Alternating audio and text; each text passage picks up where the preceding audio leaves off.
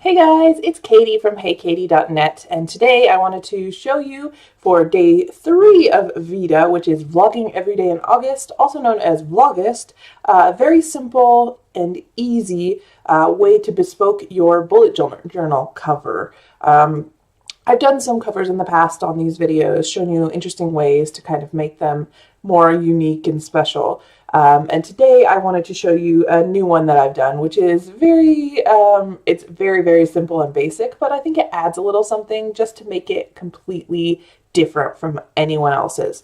And it's basically, it's taking a very plain cover. Today I've got this Artist Loft bullet journal, which I found at Michael's for $5. So I got it in a rainbow of colors.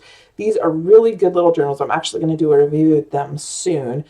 They're very similar to Luketerm. They're dot grid, or you can get lined or graphed. Actually, this one is graphed for some reason. I don't know why I bought dot grid.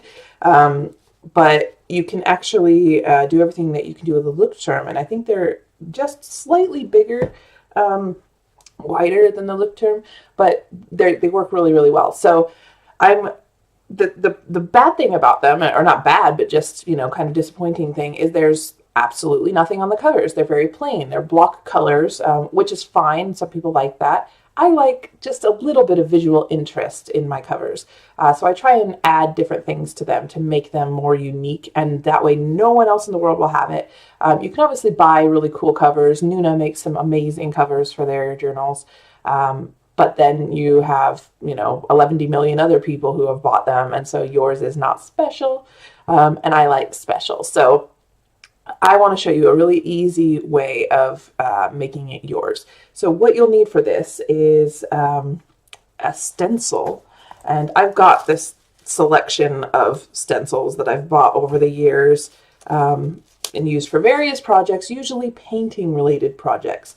And you could totally do that with your bullet journal as well. You could just, stencil on some paint, but I actually have a way of making it a very delicate sort of upgrade, and one that won't be easily seen unless you're really looking for it. So I used this stencil, which is the first time I actually broke it out of its packaging. I've had it for a few years and I hadn't used it yet. And it's just these kind of little bubbles or circles or whatever. You also need some Mod Podge or glue. You can use glue. This will work the same way. And just a little sponge brush.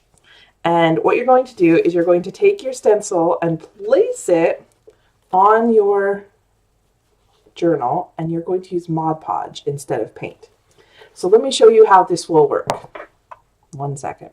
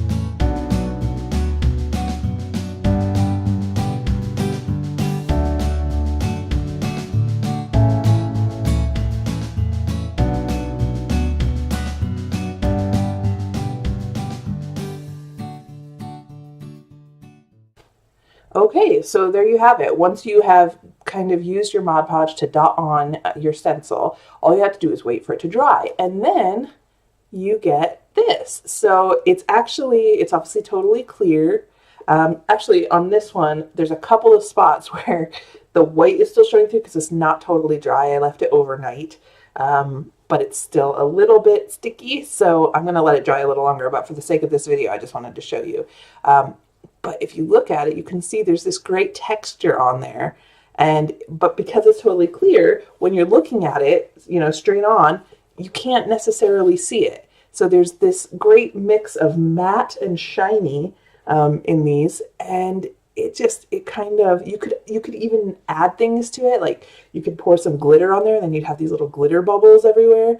Or you could tint the Mod Podge with some acrylic paint. That would probably work best on a lighter color journal. Or if you wanted to still do it on the black one, you get a metallic paint, like a gold or a silver or a metallic blue or something, and just tint the Mod Podge. And then do the same thing, and then you're going to have this sort of glittery effect or metallic effect on there, and I think that would be so cool. Obviously, you could do the whole thing. I only did the front, which is all I wanted, and I don't think you can kind of see there's a little tiny ridge on each of these, so it's up just that tiniest amount, so it's not totally flat. If you were really concerned about that, or you really wanted flat, as you saw, I did like 2 or 3 layers of this stuff, and I kind of did lines, so you can see there's kind of lines on them as well. You don't have to do that. You can make it totally flat, and to do that, you probably would want a different sponge than this one. You would want a flatter dab type sponge that's actually meant for stencils, and that way you'd get a much better flat effect.